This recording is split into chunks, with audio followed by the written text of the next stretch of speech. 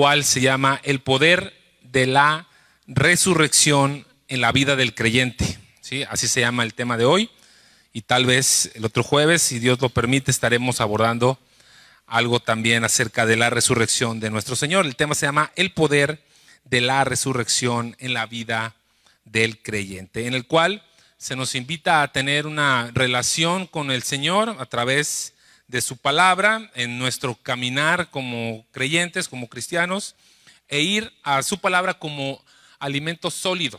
¿Sí? La palabra de Dios en sus muchas comparaciones es como un alimento sólido que va hacia la madurez y se refleja lo que hablamos, nuestras palabras, nuestra forma de ser, nuestras conversaciones, nuestros hábitos. Y vamos a centrar nosotros nuestra atención en 3 pasajes importantes acerca de la resurrección en el Nuevo Testamento, que es la hija de Jairo, el hijo de la viuda de Naín y Lázaro. Y vamos a estar estudiando estos pasajes, vamos a ver qué es lo que Dios nos quiere mostrar para que nosotros podamos darnos cuenta cuál es el poder que tiene la resurrección de Jesucristo en nuestra vida para dar testimonio al mundo de que hemos nacido de nuevo. Vamos a ir a nuestro pasaje central. Abran sus Biblias en Juan capítulo 11. Juan capítulo 11, y también vamos a estar en Lucas 8 y 7 para que puedan poner ahí un lápiz o una cinta y vamos a estar revisando esos pasajes. Juan 11, 38. Y después vamos a orar. Jesús, profundamente conmovido otra vez, vino al sepulcro, que era una cueva, y tenía una piedra puesta encima. Dijo Jesús: quiten la piedra. Marta, la hermana del que había muerto, le dijo: Señor, hiede ya, porque es de 4 días. Jesús le dijo: ¿no te he dicho que si crees verás la gloria de Dios? Verso 41 dice: entonces quitaron la piedra de donde había sido puesto el muerto, y Jesús, alzando los ojos a lo alto, dijo: Padre, gracias te doy por haberme oído. Yo sabía que siempre me oyes, pero lo dije por causa de la multitud que está alrededor, para que crean que tú me has enviado. Y habiendo dicho esto, clamó a gran voz: Lázaro, ven fuera. Y el que había muerto salió, atadas las manos y los pies con vendas y el rostro envuelto en un sudario. Jesús les dijo: desátenlo y déjenlo ir. Vamos a orar. Padre, te damos gracias. Ponemos este tiempo en tus manos, Señor. Yo te pido, Señor, que tú hagas la obra, Señor, en nosotros, que tu palabra quite nuestras vendas de los ojos, que podamos verte claramente, Señor. Abre los ojos de nuestro entendimiento, Señor. Queremos conocerte, queremos saber quién eres, queremos estudiar tu palabra, porque tu palabra es útil para enseñarnos, para corregirnos, para redarguirnos, para instruirnos, a fin de que cada hombre que está aquí, a fin de que cada mujer esté enteramente preparado para toda buena obra, Señor. Yo te lo pido, Señor, te pido por tu iglesia aquí presente, Señor. Gracias en el nombre de Jesús. Amén. Bien, una de las doctrinas fundamentales del cristianismo bíblico histórico es la resurrección de Jesús. Esa es una de las doctrinas fundamentales, ya que si llegase a negar la resurrección de Jesucristo, prácticamente el cristianismo se cae. Si alguien niega que Jesús no resucitó de los muertos, es vana nuestra fe y es sin sentido todo lo que podamos nosotros decir o creer de Jesús. Entonces, incluso para los intelectuales, los ateos, los incrédulos o los otros religiosos, si dicen que Cristo no resucitó y mucho menos si Cristo no existió, somos nosotros los más indignos. Somos personas que podemos darle lástima a los demás. Y el apóstol Pablo en 1 Corintios 15, verso 16, habla de este punto, ¿sí? Habla de la resurrección histórica de Jesús. Esto sucedió. Sí, es un hecho histórico. O sea, si tú vas aparte de la Biblia a otros documentos, te encuentras a un Jesús histórico y a una resurrección histórica. Pero nosotros nos centramos en la palabra de Dios. Y el apóstol Pablo dice en 1 Corintios 15, 16, dice: porque si los muertos no resucitan, entonces tampoco Cristo resucitó. Y si Cristo no resucitó, nuestra fe es vana. aún están en sus pecados. ¿Sí? Verso 18, entonces también los que durmieron en Cristo, ¿qué? Perecieron, pues vinieron a la vida como una mala broma, la pasaron aquí y ya, sin sentido. Entonces dice el apóstol Pablo, eso no es así. Si en esta vida solamente esperamos en Cristo, somos los más dignos de conmiseración de todos los hombres. Él está refutando un argumento muy popular en la época, en contra de la filosofía helenista, del pensamiento griego, que donde solamente la razón y el intelecto valían, ¿sí? Y que era algo etéreo, algo que no se podía conocer. Cristo, sabiduría de Dios, poder de Dios, se hizo hombre y nosotros conocemos el poder de Dios a través de Jesucristo. Y nosotros tenemos vida eterna a través de ese hecho histórico. La resurrección de Jesús es muy importante para nuestra fe y es uno de los fundamentos donde descansa nuestra fe. Entonces, ¿pero qué significa la palabra resurrección? Bueno, viene del griego anastasis, ¿sí? ¿Conoces a alguien que se llama Anastasio o Anastasia? Bueno, eso significa el que resurge, el que se pone de pie. Literalmente significa el volverse a poner de pie. Eso es lo que significa resurrección, ¿sí? Anástasis. Entonces, tendemos a pensar que la resurrección, muchas veces nosotros al morir, ¿sí?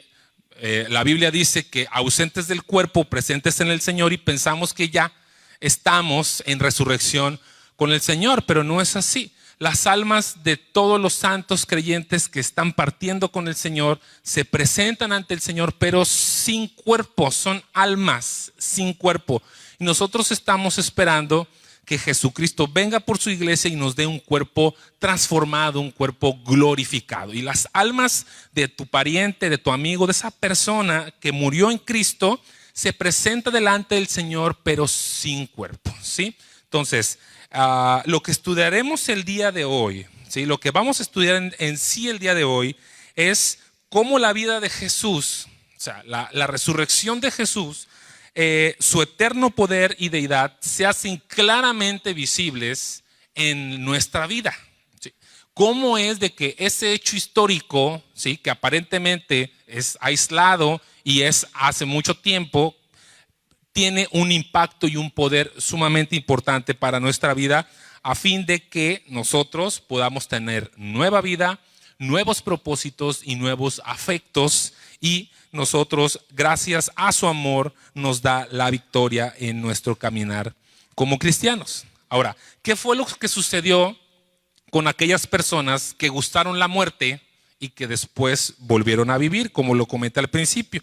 La hija de Jairo, el hijo de la viuda de Naín y Lázaro. ¿Qué enseña la Biblia con respecto a estos eventos milagrosos? Bueno, Jesús obtuvo para nosotros una nueva vida como la suya, pero nosotros no recibimos una vida en este momento en plenitud. No tenemos totalmente ese poder como lo tuvo Jesús cuando después de la resurrección, que ya no estaba sujeto a las leyes que gobiernan en este momento para nosotros. Si tú analizas muy bien los pasajes que después de su resurrección se aparece a sus discípulos y solamente se aparece a los creyentes, no se le aparece a ningún pagano, a ningún incrédulo, solamente se aparece a los creyentes.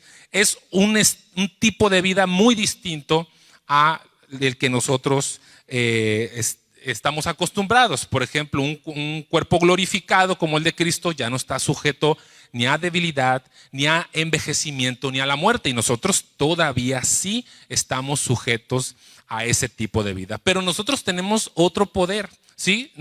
La Biblia dice que hemos sido renacidos espiritualmente. Sin embargo, todavía vivimos en nuestro cuerpo. Un nuevo poder de resurrección. Mira, vamos a ver Lucas 8:40. Vamos a ese pasaje. Lucas 8:40.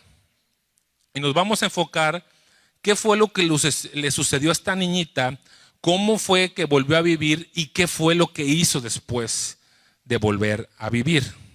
Lucas 8:40 dice: cuando volvió Jesús, le recibió la multitud con gozo, porque todos le esperaban. Entonces vino un varón llamado Jairo, que era principal de la sinagoga, y postrándose a los pies de Jesús, le rogaba que entrase en su casa, porque tenía una hija, y que era única además, como de 12 años, que se estaba muriendo, y mientras iba, la multitud le oprimía. Y ahí está, el director de la sinagoga, es lo que significa el principal, el que estaba encargado, ¿sí?, del oficio, de lo que se llevaba a cabo dentro de la sinagoga. Era el que abría, el que cerraba, el que tenía en orden todo. Comúnmente eran personas muy preparadas, eran personas que se podían considerar como doctores de la ley, sabían la ley y sabían también parte de la interpretación de la ley. Pero ahí está Jairo, ¿sí?, enfrente de Jesús rogándole. Rogar a una persona en ese tiempo era algo humillante, ¿sí?, porque las personas que le rogaban a otro no es como tú cuando le ruegas a tu novia o a tu esposa que estás así. No, es postrándose, ¿sí?, como si fuera una mascota, un animal, a los pies, ¿sí?, tocándole los pies, besándole los pies, un acto sumamente humillante. Imagínate un fariseo con sus ropas, con su título, ¿sí?, enfrente de este predicador itinerante. Jairo conocía a Jesús y sabía que tenía ese poder de Dios para que su hija pudiera ser sana y pudiera ser salva. Y ahí está Jairo, ¿sí?, y ahí estamos nosotros pidiendo a Jesús por nuestra familia. Así estamos como el Señor, así estamos rogándole a Jesucristo que haga un milagro por sanidad, por un pariente, por un amigo, por un hijo, por un padre que está enfermo y que está a punto de morir, ¿sí?, y queremos que Dios obre con poder y queremos que Jesucristo se presente a su vida y oramos porque esa persona conozca de Cristo como Jairo, ¿sí?, como esa persona, como un hombre totalmente quebrantado, que no le importó el título de principal, ¿sí?, y que le importaba más la vida de su hija y que Jesús pudiera entrar a su casa, ¿sí?, que pudiera ir a su casa para poder hacer el milagro. Yo no sé tú, pero con tus hijos, ¿qué hay en tu mente cuando se enferman? ¿Qué hay en tu mente cuando los ves desencajados, cuando los ves con cierta enfermedad que los oprime, que estás orando y no alivian, y que estás clamando y diciéndole a los demás que oren y que sigue enfermo? Tú esperas un gran milagro y esperas la pronta recuperación, y más cuando la mente te juega, ¿sí?, sucio, y te dice no se va a aliviar, no, se va a poner peor. ¿Y qué pasa si? Y empieza uno a pensar sumamente mal y a desconfiar de lo que Dios ha dicho en su palabra. Hay una interrupción, si tú lo puedes ver. Vamos al verso, el verso 42 dice: tenía una hija única, como de 12 años, que se estaba muriendo, y mientras iba, la multitud le oprimía. De ahí a casa de Jairo, ya sabes la historia, una mujer, ¿sí?, todos se le oprimían, una mujer que también necesitaba de su sanidad porque tenía flujo, y esa mujer, como puede, mete su mano entre la multitud, toca el manto y recibe la sanidad. ¿Sabes la historia? Jesucristo, que lo sabe todo, pero para poder evidenciar y poder sacar a la luz la fe de las personas, pues las pone en aprieto y le dice, ¿verdad?, ¿quién me ha tocado? ¿Sí? Y la mujer, tú sabes que al instante, ¿sí?, al instante recibió la sanidad. Así es el poder de Dios. Es cuando Él quiere, como Él quiere y de la manera que Él quiere, al instante recibe la sanidad. Pasa eso, Jairo, me imagino ahí desesperado entre la multitud, se le hace tarde al maestro, no puede ir, la gente le oprime, él todavía haciendo más milagros, él desesperado, ¿sí?, por su hija. Verso 49 dice: estaban hablando aún cuando vino uno de la casa del principal de la sinagoga a decirle: mira, tu hija ha muerto, no molestes más al maestro. Oyéndolo, Jesús le respondió: no temas, cree solamente y será salva. Entrando en la casa, no dejó entrar a nadie consigo, sino a Pedro, a Jacobo, a Juan y al padre y a la madre de la niña, y lloraban todos y hacían lamentación por ella. Pero él dijo: no lloren, no está muerta, sino que duerme. Y se burlaban de él, sabiendo que estaba muerta. Mas él, tomándola de la mano, clamó diciendo: muchacha, levántate. ¿Sí? Entonces su espíritu volvió, e inmediatamente se levantó, y él mandó que se le diese de comer. Y sus padres estaban atónitos, pero Jesús les mandó a que nadie dijesen lo que había sucedido. El verso 49, ¿sí? Se presenta un hombre cualquiera, ¿sí? Un hombre sin compasión, ¿sí? Que muchas veces podemos caer en ese punto, como este hombre impertinente, un impertinente mensajero. Imagínate, Jairo preocupado, yendo hasta Jesús, desesperado por sanidad y por salvación, y que de repente venga alguien: hey, tu hija ha muerto. Ni siquiera se le pescó del cuello, ni siquiera hizo un protocolo, ni siquiera le dijo: mira, no, así como va. Y lo peor, hey, ya no lo molestes, ya, tu hija murió, no lo molestes.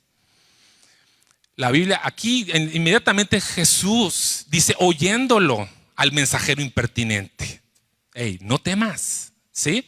O sea, esa noticia que te están dando, esas personas que están hablando mal, esas personas que están diciendo mal de ti, que te va a salir todo mal, que tu trabajo, que tu familia, que tus asuntos, Jesús te dice: no lo oigas, no temas. Y estamos esperando, por consiguiente, más adelante, fíjate lo que dice. Jairo, ¿sí?, tiene miedo, o sea, no es fácil. Porque si Jesús dice que no temas, es porque Jairo estaba consumido, estaba desesperado, estaba quebrantado, un hombre débil, estaba esperando, ¿sí? Y nosotros podemos darnos cuenta. ¿Cómo podemos echar fuera el temor? ¿Cómo podemos echar fuera la preocupación en el momento de la crisis? ¿Sí? Si escuchamos puras voces negativas, si escuchamos puras malas noticias, puros argumentos en contra, ¿sí? Nuestro corazón débil, como el de Jairo, ¿sí?, se quebranta igual y se desespera igual. Y escuchas más a las personas, ¿sí?, que lo que dice Dios. Y muchas veces preguntamos y andamos buscando oído y hombros de personas en las cuales, por muy bien intencionadas, como este mensajero impertinente, nos pueden decir: ya, todo acabó. Sin embargo, Jesús te dice: no temas. Así, cuando la necesidad y la crisis está en su mayor punto, en un clímax sumamente agudo, es cuando se presenta la ayuda y el brazo poderoso de Jehová, así como le sucedió a Moisés frente al mar y detrás los egipcios, así como se presentó junto con Daniel, así cuando se presentó junto con David, así se presentó igualmente Jesucristo en la vida de Jairo y su hija. Y sigamos leyendo, por favor, en donde dice verso 54. Fíjate donde dice: mas él, tomándola de la mano, clamó diciendo: muchacha, levántate, ¿sí? Levántate, con la pura voz, levántate. Entonces su espíritu volvió, e inmediatamente se levantó, y él mandó que se le diese de comer. Aquí es donde quiero llamar la atención de todos ustedes en este pasaje, en la resurrección de esta niñita registrada en el Nuevo Testamento. Tal vez unas horas tenía de muerta, ¿sí? Tenía un poco tiempo, ¿sí?, de que había fallecido, y en lo que Jesús llegaba del camino a la casa de Jairo, tenía tal vez un par de horas, y el cuerpo todavía no entraba en descomposición, ¿sí? Entonces, si se veía acostada, es como si estuviera dormida, ¿sí? Mas no estaba dormida, estaba muerta. Entonces, el comentario importante aquí es la demostración del poder de Dios para dar vida nueva, y es lo que sucede a nosotros los creyentes cuando recibimos la vida del Espíritu de Dios en nosotros, una vida nueva. Pero ¿qué sucedió en el Evangelio de Marcos? Se dice Talita Cumi, que es la traducción: a ti te digo, niña, levántate. Y así como nosotros empezamos a caminar en Cristo, empezamos a andar. Dice la Biblia que la niña se levantó y anduvo. Ya me imagino, ¿no? Como cualquier niño inquieto, corre alrededor de la cama, alrededor de una mesa. Empezó la niña a caminar y andar, y Jesucristo pidió, ¿sí?, a diferencia de las otras resurrecciones, que se le diese algo de comer. Pero ¿qué significa caminar en Cristo? ¿Qué sucedió con la niña? Que empezó a caminar. Eso fue la reacción más normal, y empezó a comer algo. ¿Qué significa caminar en Cristo? Cuando alguien te dice, oye, debes de caminar en Cristo, o cuando dices, ¿sabes qué? Esa persona sí está caminando en Cristo. Bueno, ¿qué significa? Es que el creyente tiene una transformación de su mente y de su corazón. Los afectos cambian, ¿sí? Ya no puede ser la persona el mismo.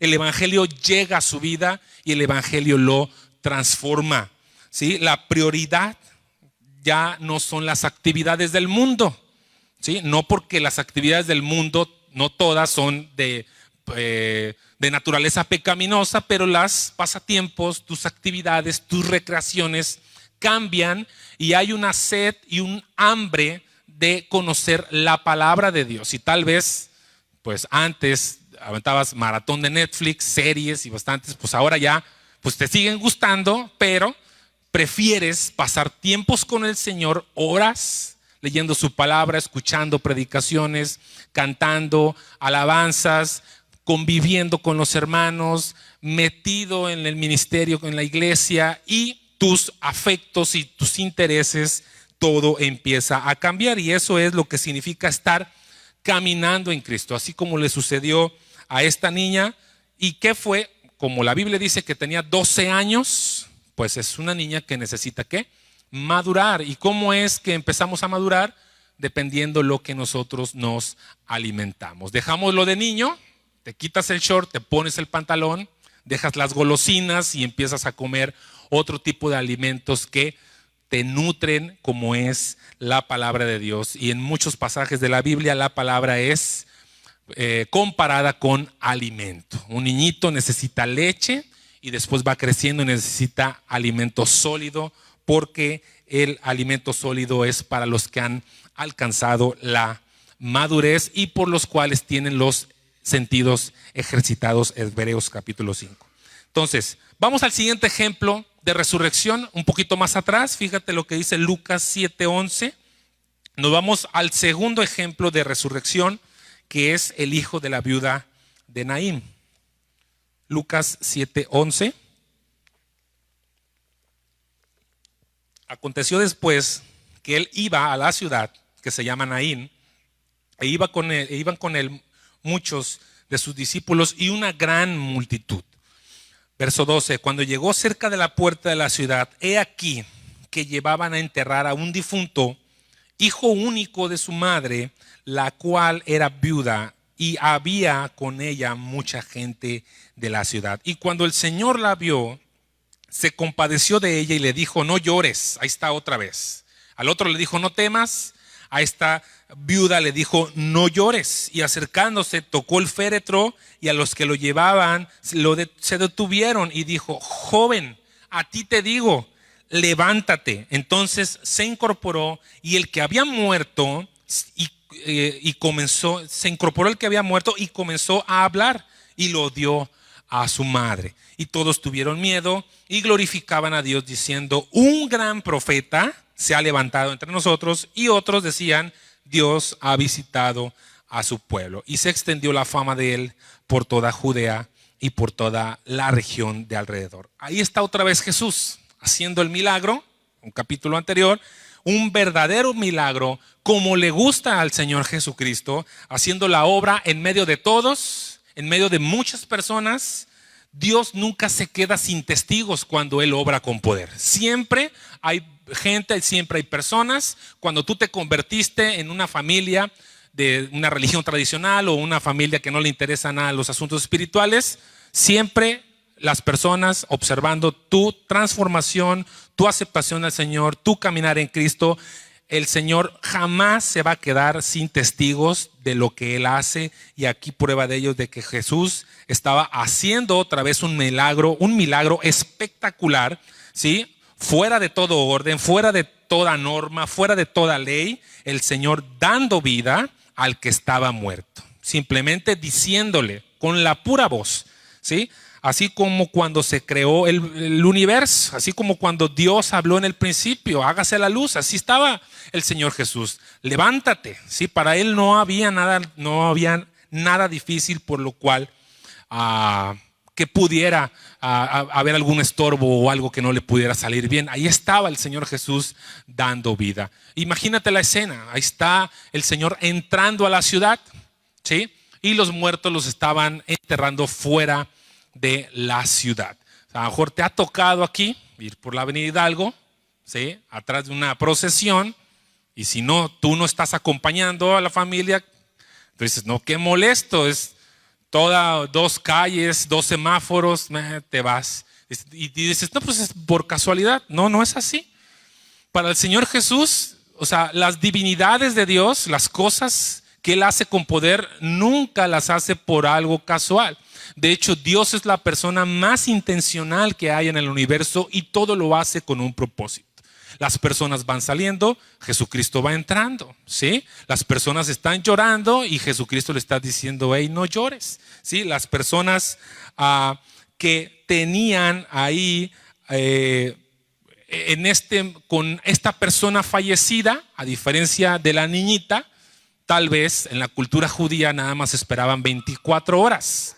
Ya el cuerpo empezaba a entrar en un estado de descomposición. La diferencia era, los dos estaban muertos, la niña y este joven, pero la diferencia eran las horas, el grado de descomposición. Pero para el Señor Jesús no había imposibles. Y ahí están las personas con sus respectivos rituales, con sus respectivos llorones contratados, ¿sí? Que iban a hacer lamentación y también endechaban por la familia. Y ahí está esta mujer con su único hijo, sin esperanza, sin hombre, sin esposo, porque era viuda, sin sustento, sin trabajo. La condición de una mujer viuda y sin hijos en esa época era una condición de lástima sumamente deplorable.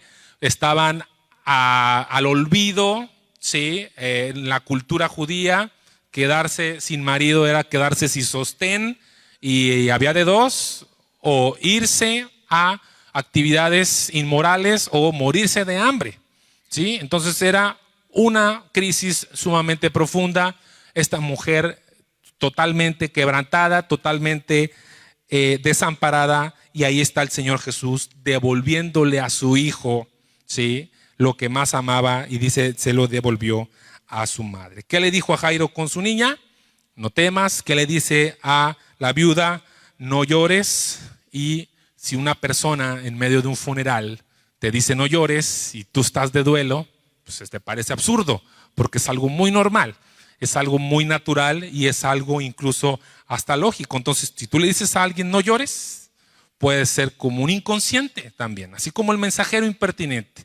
Tú puedes ser una persona sumamente inconsciente, indolente, que no te estás, porque incluso la misma Biblia te dice llora con los que lloran. O sea, tú tienes que consolar al que está desconsolado. Entonces aquí Jesús aparentemente se presenta con todo el poder, sí, que lo tiene, pero a la mujer le estaba diciendo no llores.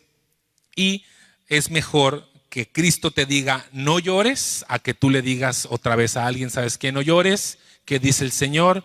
No temas, no llores, que Dios va a estar actuando infinitamente por ti y dándote cuidados. El verso 14 dice, 7:14, y acercándose tocó el féretro, ¿sí? Así nada más. Lo llevaban, se detuvieron y dijo, joven, a ti te digo, levántate. Y entonces se incorporó el que había muerto y comenzó a hablar, ¿sí?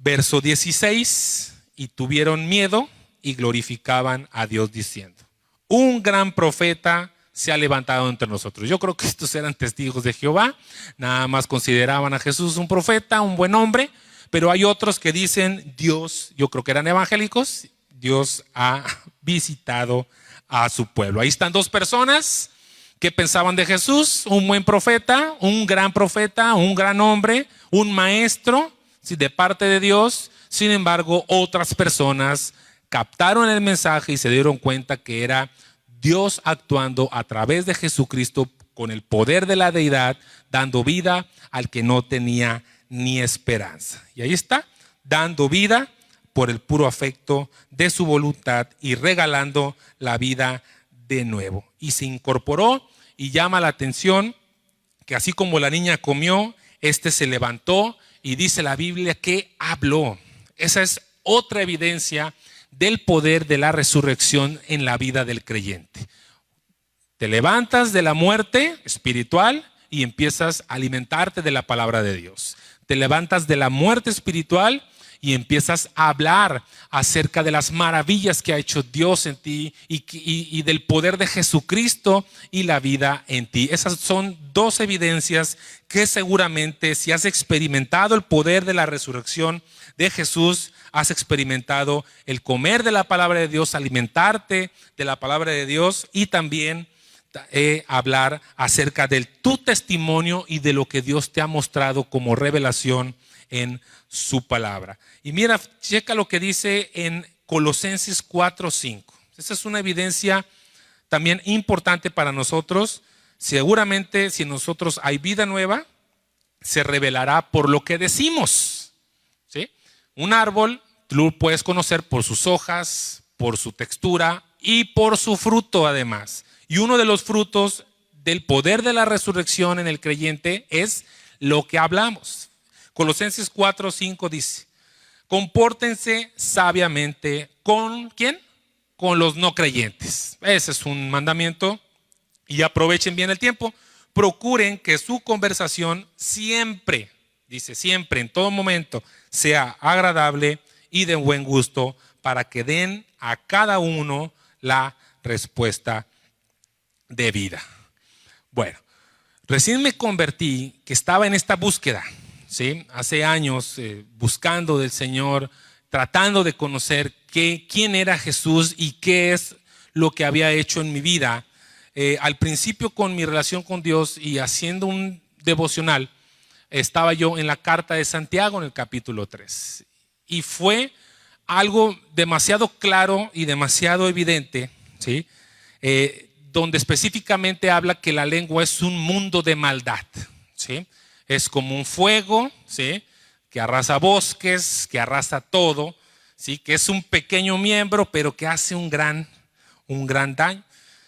Y yo creciendo en un barrio, creciendo en un tipo de familia, hablando todo tipo de majaderías, todo tipo de ofensas, mi lenguaje soez, agresivo, ofensivo, siempre tenía un adjetivo ofensivo para las personas, me burlaba de la gente, me burlaba de mis compañeros, siempre así crecí, así escuché, así fui creciendo y creía que eso era normal, ¿sí? Ni lo consideraba ni bien ni mal. Cuando se me presenta el Señor Jesús y tengo un encuentro con Él a través de su palabra y me revela este tipo de cosas, que si el amor de Dios te ha inundado, hay una transformación profunda. Y llego a Santiago capítulo 3 verso 9, donde dice: con la lengua bendecimos al Dios y Padre, y con ella maldecimos a los seres humanos que han sido creados a la imagen de Dios. Dice: de la misma boca salen bendiciones y maldiciones. Y dice, hermanos míos, eso no puede seguir así. Y es cuando yo entro en una situación, ¿sí?, difícil, decir, ¿cómo es posible que yo decía creer y conocer a Dios de una manera religiosa y superficial o sea, de una manera equivocada, ¿sí? Y me pude dar cuenta del tanto daño que hice a familia, que hice a amigos, que hice a tantas personas por las tonterías que yo salían de mi boca, ¿sí? Mi garganta era como una cloaca, ¿sí?, que despedía pura hediondez, ¿sí? Y era necesario, ¿sí?, que sucediera esta transformación. Si Dios iba a trabajar conmigo y a usarme y a hacer lo que iba a hacer conmigo, tenía que censurar cada una de las palabras ofensivas y horribles que salían de mi boca. Y una de las cosas que el creyente sufre el impacto del poder de Dios es lo que habla. Ahora, bien, tú dices, bueno, yo no digo groserías, pero la Biblia afirma que en nuestro hablar, ¿sí?, debe haber gracia a los oyentes, ¿sí? Todavía dejar de hablar de esa manera, ¿sí?, que dejen de salir tarántulas y serpientes y que tú puedas hablar y como si salieran ahora manzanas dulces de algodón, etcétera. Ahora que cambie todo eso. La Biblia afirma en Proverbios 12 que hay hombres cuyas palabras son como golpes de espada, mas la lengua de los sabios es medicina, ¿sí? O sea, mucho se te exhorta a que tus palabras sean adornadas, que sean dóciles, que seas manso, que seas amable, sumamente cariñoso, y todavía, ¿sí?, Dios tiene que trabajar conmigo en eso. Mi esposa es testigo, ¿sí?, de que soy totalmente brusco y bruto para hablar. Porque el apóstol Pedro dice, hombres, no sean ásperos con sus esposas. No le dice a las mujeres, ¿sí? A las mujeres les dice otra cosa, que respeten a sus maridos, dan otras indicaciones, pero los hombres comúnmente con nuestras palabras es como si fuera un ladrillazo, ¿sí? Tenemos que bajarle a la manera en que hablamos y que nuestras palabras sean dulces. Ese es un testimonio que a todos nosotros, yo creo, en cierto momento de nuestra caminata en Cristo nos sucede. Nos horrorizamos muchas veces de lo que dijimos, porque esa era mi vida, esa era mi música, ese era mi ambiente, esas eran las palabras, las ofensas al gobierno, a las personas, a las mujeres, a todo tipo de relación que yo pudiera tener. Entonces, el creyente que vuelve a la vida camina y come. El creyente que vuelve a la vida se levanta y habla. Y el tercer punto que quiero tratar con ustedes es el de Lázaro, donde comenzamos nuestro pasaje. Vamos a Juan capítulo 11 y con esta explicación vamos a terminar. Juan 11:1.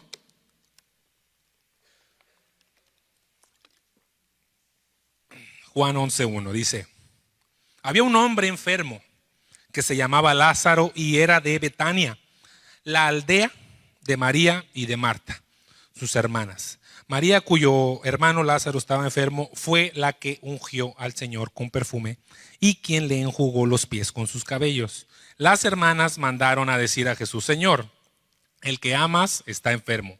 Cuando Jesús lo oyó, dijo: esta enfermedad no es de muerte, sino que es para la gloria de Dios y para que el Hijo de Dios sea glorificado por ella. Jesús amaba a Marta, a su hermana y a Lázaro, y cuando Jesús se enteró de que estaba enfermo, se quedó 2 días más en el lugar en donde estaba. Bueno, ¿cuál es el significado de esto? La resurrección de Lázaro principalmente es una señal, ¿sí?, para el pueblo judío, ¿sí? La resurrección de Lázaro es una señal y una evidencia que Dios se había hecho carne y que Él era el Mesías, ¿sí? Esa era una señal grande, ¿sí? Y que un milagro, ¿sí?, técnicamente hablando, bíblicamente hablando, es una señal, ¿sí?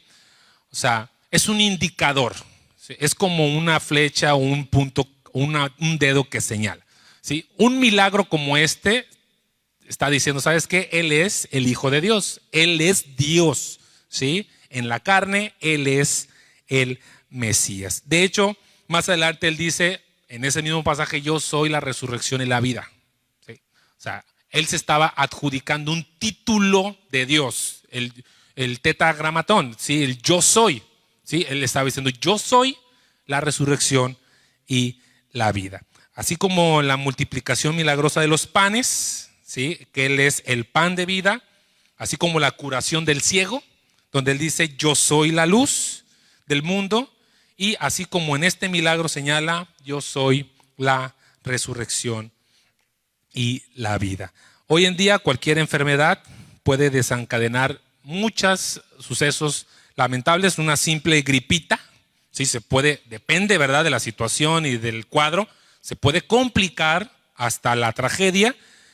Pero a propósito divino, Él retarda su llegada, porque Él se entera, y a diferencia de las otras ocasiones que Él se apresura, aunque la gente no lo deja ir, lo aprieta, pero Él quiere ir. Aquí Él intencionalmente se entera de la noticia. Bueno, aparentemente Él lo sabía todo, pero el pasaje dice que le informan y Él todavía se espera, ¿sabes qué? 2 días más, ¿sí? Para Él no hay imposible. Si ya estuvimos checando, ¿qué más, qué cosas no podrá hacer este Jesús?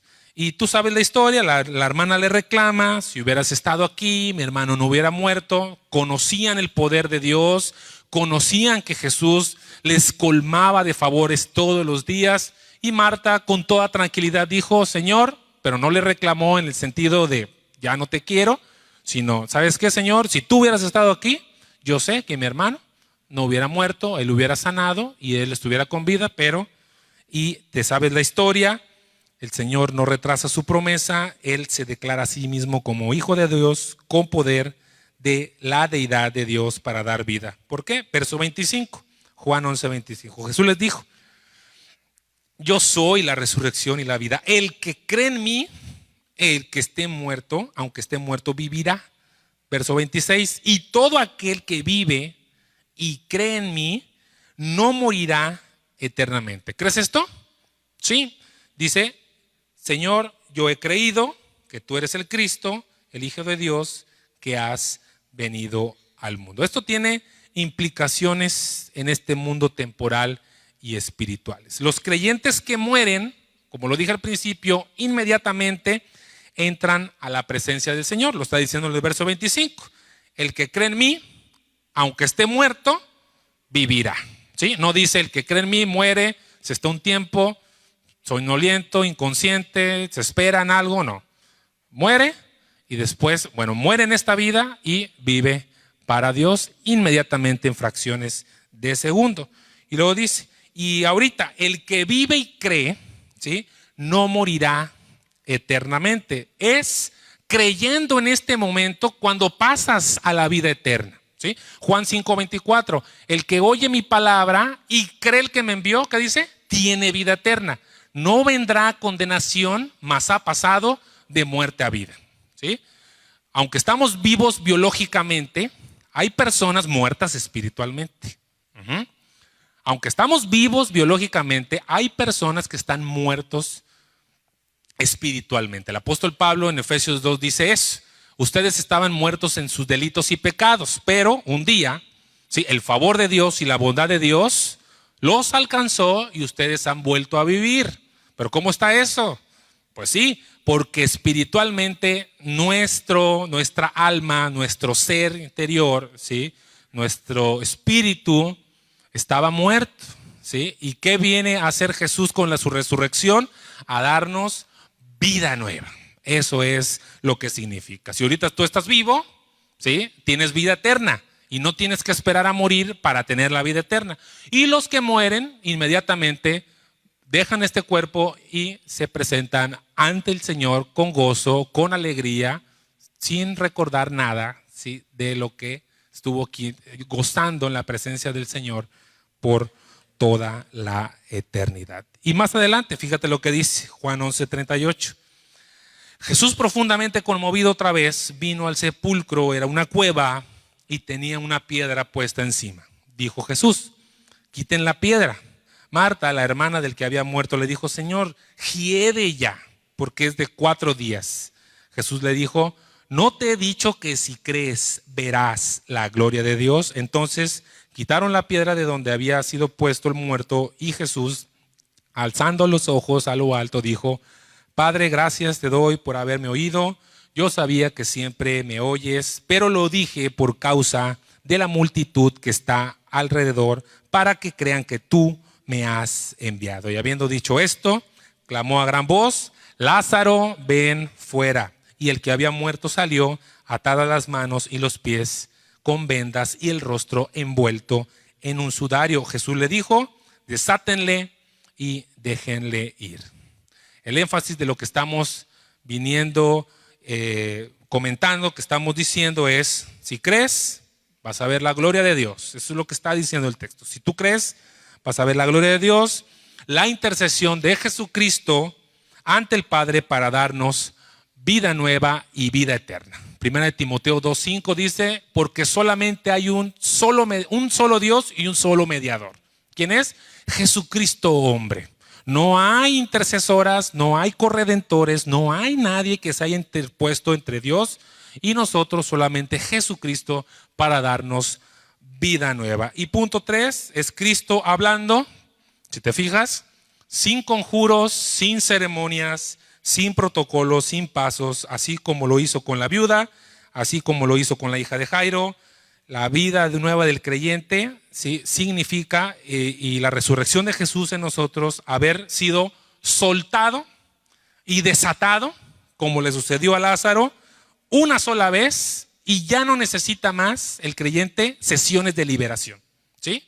El poder de la resurrección de Jesús sirve para que pases de muerte a vida, de ataduras, de ligaduras de muerte a una libertad verdadera. Eso es lo que significa la resurrección. Del poder de la resurrección de Jesús no necesita el creyente verdadero sesiones de liberación. Está equipado con los dones y mayor es el que está dentro de ti que el que está en el mundo, ¿sí? Tus pecados, todos tus insultos, todo lo que tú hiciste en el pasado, la Biblia dice que fue clavada en la cruz y esa acta fue nulificada. No tienes que romper, no tienes que desatar, no tienes que hacer nada. La sangre de Jesucristo te limpia de toda maldad. Ese es el gran poder de Dios en la vida del creyente. Si tú estás caminando en Cristo, ¿sí?, el pecado ya no se puede enseñorear de ti, ¿sí? 1 Corintios 10:13 dice, no hay ninguna tentación más grande de tus fuerzas humanas. Junto con la tentación, Dios te da la salida. O sea, ¿qué significa? El pecado ya no puede ordenar tu vida. Ya no, el poder de la resurrección en el creyente es tan grande y tan poderosa. Somos más que vencedores, ¿sí? Somos más que vencedores. Ya, aunque llegue la tentación, que la tentación no es pecado, el pecado ya no puede ordenar en tu vida, porque es el poder de Jesucristo el que está en ti. Y eso es una evidencia clara de la vida del creyente, ¿sí? En Efesios 4:22 se nos manda a intensificar, por así decirlo, la conciencia y que tú te des cuenta a quién estás sirviendo y qué es lo que está dentro de ti. Efesios 4:22 dice, en cuanto a la pasada manera de vivir, despójense del viejo hombre en que está viciado conforme a los deseos engañosos. Y esta es la clave, renuévense en el espíritu de ¿qué dice ahí? De su mente. La batalla espiritual es la batalla por las mentes, ¿sí? Cuando tú le predicas el evangelio a alguien, ¿sí?, la palabra de Dios dice que es como una espada de dos filos, poderosa, y dentro de los incrédulos, el apóstol Pablo dice que hay como muros, como paredes grandes, muros que se levantan en contra del conocimiento de Dios, ¿sí? ¿Y cómo es que se caen estos muros? ¿Sí? Predicando la palabra, ¿sí? ¿Sí? La palabra de Dios es poderosa. Salmo 19 dice que transforma al simple, lo hace sabio, ¿sí? Convierte el alma, ¿sí? La ley de Dios convierte el alma. Entonces, no necesitamos un debate, una contienda, ni mucho menos pelearnos. Es predicando la verdad de Dios, la batalla por la mente, ¿sí?, derrumbando los argumentos que se levantan con toda altivez y presunción con la palabra de Dios. Y dice el 24, y vístanse, es una responsabilidad personal. Tú tienes que vestirte del nuevo hombre. ¿Cuál es el nuevo hombre? Creado según Dios en la justicia y la santidad de la verdad. Ahí está la clave. Es la santidad de Dios en tu vida la que te va a permitir llevar una vida de victoria sobre la tentación, sobre el pecado y sobre los ataques del enemigo. Todo verdadero creyente, ¿sí?, se nos manda a desvestirnos y a vestirnos de un nuevo hombre. ¿Sí? La exhortación del día de hoy, si tú el día de hoy no has dado testimonio, ¿sí?, de poder de la resurrección, y no hablo de un poder sobrenatural porque el Señor Jesús antes de la ascensión en Hechos 1 dice: recibirán poder para ser testigos. ¿En dónde? En Jerusalén, en Judea, en Samaria y hasta lo último de la tierra. ¿Cuál es el poder de Dios? Que tú des testimonio. Eso nada más, ¿sí? No que tumbes a personas, no que liberes demonios. El poder para ser testigos de Jesucristo es una vida transformada. Ese es el poder de Dios y el poder de la resurrección.